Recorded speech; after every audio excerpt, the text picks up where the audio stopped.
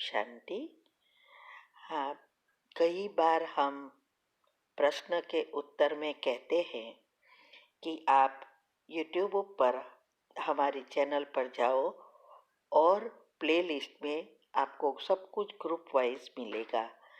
लेकिन कईयों की कंप्लेन होती है कि हम उसको प्लेलिस्ट में जाने का समझ नहीं आ रहा है और या नहीं जा रहे हैं। तो उसके लिए मैंने यहाँ विधि बताई है कैसे चैनल खोलनी है और कैसे आप प्लेलिस्ट में जाके चूज़ कर सकते हैं। तो प्लीज़ ये विधि फॉलो करो। ओम शांति। अगर आपको मेडिटेशन और हेल्थ की बातों को अच्छी रीति समझना है तो यूट्यूब चैनल है शिव शक्ति मेडिटेशन बीके कुसुम। फिर सब्सक्राइब करेंगे और जो लक्ष्मी नारायण का आइकॉन है उस पर टच करेंगे तो हमारी चैनल खुल जाएगी। वहाँ प्लेलिस्ट में आपको सब कुछ ग्रुप वाइज मिलेगा। साथ साथ लाइक शेयर और कमेंट भी कीजिए। इससे आपका दुआ का खाता बढ़ेगा, बुद्धि का ताला खुलेगा और आप जल्दी जल्दी आगे बढ़ सकोगे। ओम शांति। ओम शांति।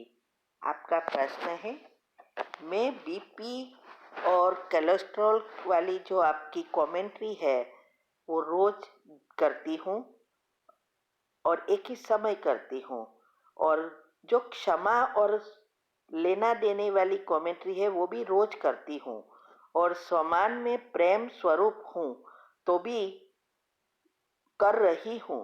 लेकिन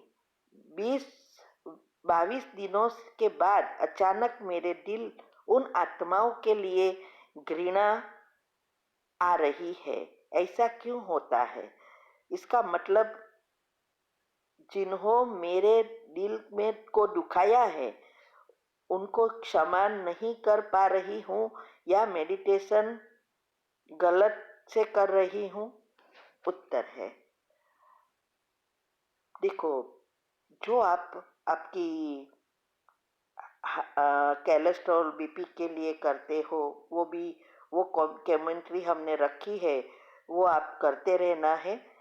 दूसरा, क्षमा की कमेंट्री सुबह में पावरफुल अमृत वेले के बाद ही करनी है तो जल्दी असर होगी।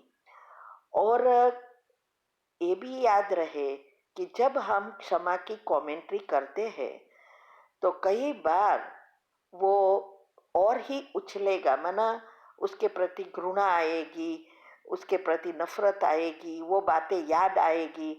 तो हमें उसको भी उसके ऊपर ध्यान रखकर 3 बार कैंसल करना है। Cancel cancel cancel. और फिर अच्छी रीति उसको पॉजिटिव से भरना है।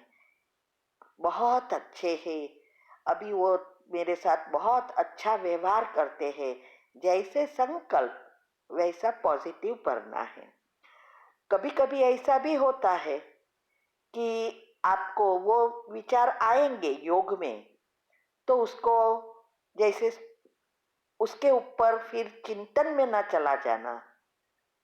आया और चला गया, लेकिन आपका जो विजुअलाइजिंग और चिंतन कमेंट्री का है वो चलता रहना चाहिए। दूसरा यह है कि आप क्षमा की कमेंट्री के बाद जो युगल के लिए हमने कमेंट्री रखी है, इसमें आता है आप सबके लिए कर सकते हो। ये सभी आत्माओं के साथ मेरे सब हिसाब किताब चुकतू हो गए हैं। अब ये सभी आत्माएं मेरे साथ मेरी हर बात मानते हैं। आप और बहुत अच्छे हैं, बहुत समझदार है, हर बात मानते हैं, सुनते हैं, समझते हैं और मुझे हर कार्य में सहयोग देते हैं और मुझे बहुत प्रेम से रिस्पेक्ट से बात करते हैं। मैं भी सबको बहुत प्रेम से रिस्पेक्ट से बात करती हूँ। ऐसे जो आपको चाहिए वो जैसे हो गया है ऐसी एक लिस्ट बनानी है और सारा दिन उस लिस्ट को भी पढ़ते रहना है। कि आपको क्या चाहिए। तो क्या होगा, धीरे धीरे ये सभी बातें आपके सबकॉन्शियस माइंड में छपती जाएगी। तो जब आप योग करते हो तब वो नेचुरली बाहर आएगी। तो ये सारी विधि अगर अपनाएंगे तो आपका मन और बुद्धि क्लीन एंड क्लियर होता जाएगा। और हिसाब किताब जब तक चुकतू ना होवे तब तक ये होता रहेगा, लेकिन उसके ऊपर ध्यान रखकर उसको बदलना जरूरी है। ठीक है। ओम शांति। आपका प्रश्न है, ज्ञान में आने से मेरी भक्ति छूट गई है।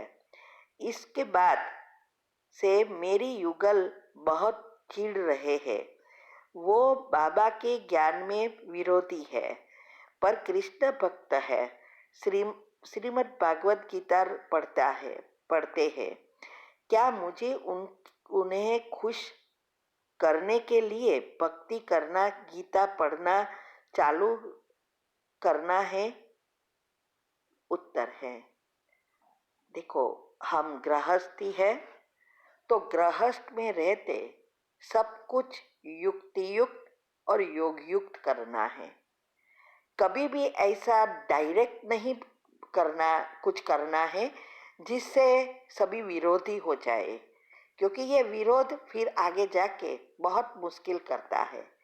तो पहले आपको रोज युगल को सकाश देकर इसके साथ हिसाब किताब चुकतू कर उसका पुण्य खींचने के लिए हमने जो युगल के लिए कमेंट्री रखी है वो करनी है। और रोज आपको जो चाहिए वो ऐड करके उसको सकाश देनी है। और तब तक आपको वो जो कहते हैं वो जैसे आप कर रहे हो ऐसा बिहेव करना है। तो ऐसे भक्ति छूट गई ऐसा कहना, इससे ये कहने से बहुत डिससर्विस होती है। बहुत कुछ ध्यान रखना पड़ता है जब हम गृहस्थी है। उसके लिए हमारी 16-17 ऑडियो आती है तीव्र पुरुषार्थ ग्रुप में। हर एक धारणाएं हमने ये कैसे युक्ति युक्त योग युक्त किया और हर बात में युक्तियां रची और धीरे धीरे वो इतने बदल गए, सभी बात में सहयोग देते हैं। तो ये सब युक्तियों से सब कुछ करना है। तो आप चेक करो कि आप ऐसा क्या कर रहे हैं जिससे वो विरोध कर रहे हैं। अगर आपको दिया बत्ती करना है तो करना है उसके साथ। वो गीता पढ़ता है तो आप जैसे सुन रहे हो वैसे सुनने के लिए बैठना है और आप योग करना है। और उस समय आप उसको सकाश भी दे सकते हैं, क्योंकि मुख से बोलना है कि मैं मुख से नहीं, मुझे मन से करना है। अगर वो नहीं मानता तो मुख से बोलना शुरू करना है। जैसे जैसे आप उसको सकाश देगी उतना वो परिवर्तन होते जाएंगे, बाद में कुछ नहीं करेगा। तो चेक करके युक्ति से योग लगाकर सब कुछ घर में करना है। ठीक है। ओम शांति। आपका प्रश्न है, पहला प्रश्न है कि टॉयलेट जाने के बाद तुरंत नहाना है या 1 घंटे घर की सफाई करने के बाद नहा सकते हैं? उत्तर है, देखो, ये टॉयलेट जाने का भी सारी अंदर की क्रियाएं होती है। उसकी बात मैंने समझाया है 2-3 प्रश्न के उत्तर में। तो तुरंत ही नहाना चाहिए। आप ये भी कर सकते हो, एक बार थोड़ा पानी डाल के नहा लेके और बाद सफाई के बाद भी नहा सकते हैं, लेकिन तुरंत नहाना ही जरूरी है। दूसरा यह है, अगर आप घर की सफाई करो तो अंदर की तो प्रॉब्लम है, लेकिन बाहर भी आप वैसे तन क्लीन नहीं है और आप सब कुछ टच करेंगे तो इससे तो सब कुछ फिर से बिगड़ा हुआ ही हो जाता है। क्योंकि हमारी मन शुद्धि के लिए तन शुद्धि भी जरूरी है। तो तुरंत ही नहाना है। दूसरा यह है कि फ्रेश होने के बाद कपड़े बदलने जरूरी है। हाँ, नहाना भी जरूरी है और कपड़े बदलने भी जरूरी है। लेकिन अगर आपका टॉयलेट बाथरूम साथ में है तो आप कपड़ा निकाल कर फिर फ्रेश होकर नहा के फिर पहन सकते हैं। लेकिन अगर कपड़े के साथ टॉयलेट गए हो तो फिर कपड़ा बदलना जरूरी है। दूसरा यह भी कर सकते हो, एक ऐसा नाइट ड्रेस या गाउन रख सकते हो। अगर टॉयलेट बाथरूम अलग अलग है और एक बाथरूम से दूसरी बाथरूम में, टॉयलेट जाने के बाद बाथरूम में जाना पड़ता है और घर में सारे मेंबर्स हैं, तो आप ये मैक्सी रख कर सकते हो। बाकी एक ही टॉयलेट बाथरूम अंदर ही है तो बहुत इजी है। तो कपड़ा बदलना भी जरूरी है, क्योंकि देखो हमारे मन बुद्धि को क्लीन एंड क्लियर करना है और उसके साथ स्थूल चीजें भी जुड़ी है। ठीक है। ओम शांति।